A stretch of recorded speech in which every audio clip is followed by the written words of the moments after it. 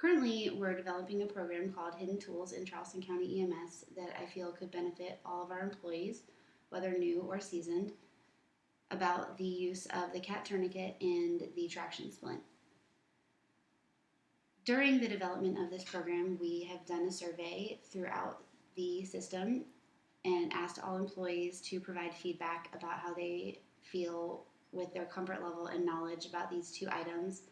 and have determined that based on the response, employees do not necessarily feel comfortable with the application and their knowledge base of the traction splint. As far as the CAT tourniquet, while they are comfortable with it, their application use is somewhat lower, and we feel that there could be benefit to a refresher course on the CAT tourniquet as well. When it comes to the training plan, some goals of the program are that in the end, employees would be more comfortable with their use of the CAT tourniquet and would be able to demonstrate through a skills test and a written exam a passing score of 80 or higher on their knowledge base of the CAT tourniquet and both the traction splint at the end of the course.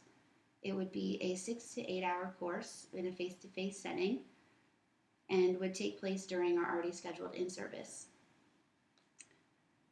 It would be extremely beneficial because most EMTs do not see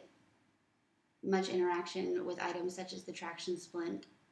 after they pass through EMT school, and I feel that this would give them a good refresher on items such as the traction splint.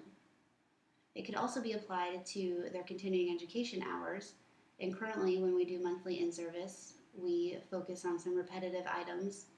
and it could throw some new information into the mix and allow employees to gain some additional information on top of what is already being presented to them. Finally, it could be extremely beneficial due to the fact that when we need to utilize items such as the traction splint and CAT tourniquet, it tends to be in situations where patients' lives can be at risk or are experiencing life-threatening injuries. Making sure that our employees are well-versed and knowledgeable in the use of these items is imperative to not only the employees' benefit, but especially the patients.